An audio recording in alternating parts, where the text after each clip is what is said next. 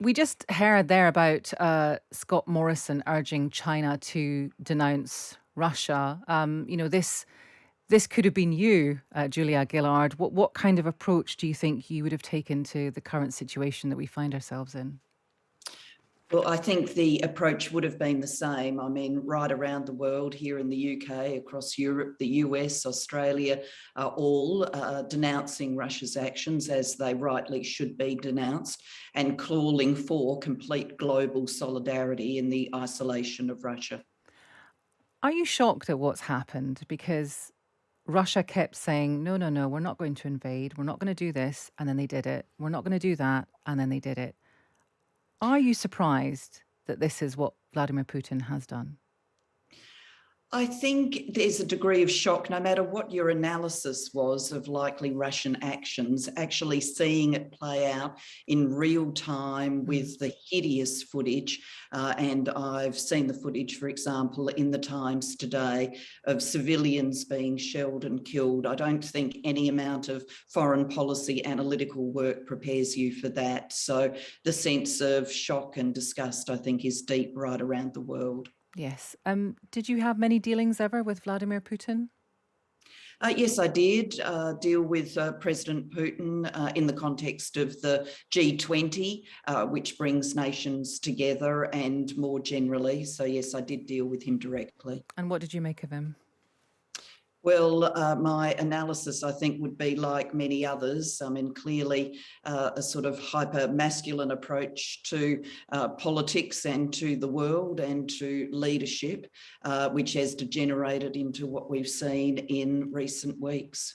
We've talked to a lot of women in Ukraine on this program over the last 11 days or so who are taking a big role in fighting against the Russians and leading their communities. There are MPs, there are soldiers. I'm sure you've been aware of these women. What do you make of the role that they are playing? Well, the voices from the ground are always the ones that tell the story most clearly and powerfully. And I have been very moved by much of the content, by the women and children who are fleeing and talking about the horror of that journey, the pressures, how frightened they are, which is completely understandable, but also the women who have chosen to stay, to deploy their skills, medical skills, other skills that they think may be useful in the fight. So a lot of bravery, a lot of grit and determination being shown by Ukrainians generally and by Ukrainian women. And by contrast, it's something you've already talked about, the kind of hypermasculinity of the Russian leadership, not just politically, but militarily as well. And one of the things that you are talking about is, I suppose, a representation of both sexes when it comes to politics. Where do you think we are on that? And to people who say this doesn't matter, especially, if we look at what we're talking about right now, why would you say to them that it does matter? It is International Women's Day tomorrow, and that is the day we come together and take stock of how far we've come in the fight for gender equality and how far we've got to go. Mm. This year, the Global Institute for Women's Leadership, in its continuing partnership with Ipsos Mori, has released polling data across 30 countries about various attitudes towards gender equality, and it makes quite sobering reading, with 1 in 5, for example, thinking that feminism has gone too far. I think in the context of current events, this matters in the following sense, that what we all want to see is a world of peace and justice, the opposite of what we're seeing from the Ukraine today. We want people to be able to live peaceful lives, to chart their own life journey, and to do that in a setting where they are treated with gender equality and equality generally. So no matter their personal characteristics, they're treated fairly across their life and with respect. And that's really what the fight on International Women's Day is all about, and the day we come together to take breath and to say how far have we come and Mm. how far do we still need to go. I'll be interested to know if you have read any of the commentaries in the papers that say that the West has become so obsessed by things like cultural appropriation, pronouns, and feminism that this has emboldened Vladimir Putin to act in the way that he has. That's not a lone voice. There have been quite a few articles written like that over the past week. And if you have read them or if you haven't, I've just explained what they are. What do you think of that point of view?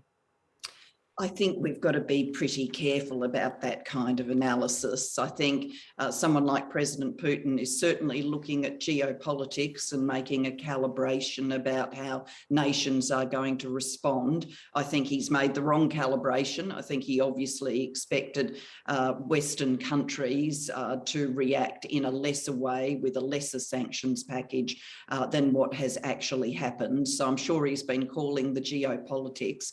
But I think valuing everyone and creating equality is the hallmark of democracies. I mean, where we started with the democratic project was giving votes to people, including after very big campaigning, votes to women. That's the foundation stone of our nation. And when we continue to talk about equality, then I think we're doing ever more to perfect the democratic project. And that's exactly the kind of thing that President Putin is opposed to.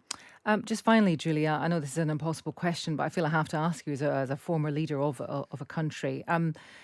Right now, as you see it, what is the way out of this terrible situation that we find Ukraine is in? Well, I wish I had that magic solution. And if I did, I would assuredly be sharing it with you, but I don't.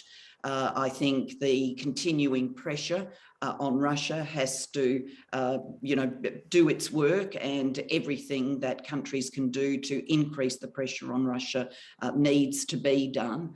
And then we've got to be as open-hearted and as generous as possible in the humanitarian responses. People literally flee for their lives. Thank you very much for talking to us this morning. That is Julia Gillard. She is, of course, the former Prime Minister of Australia.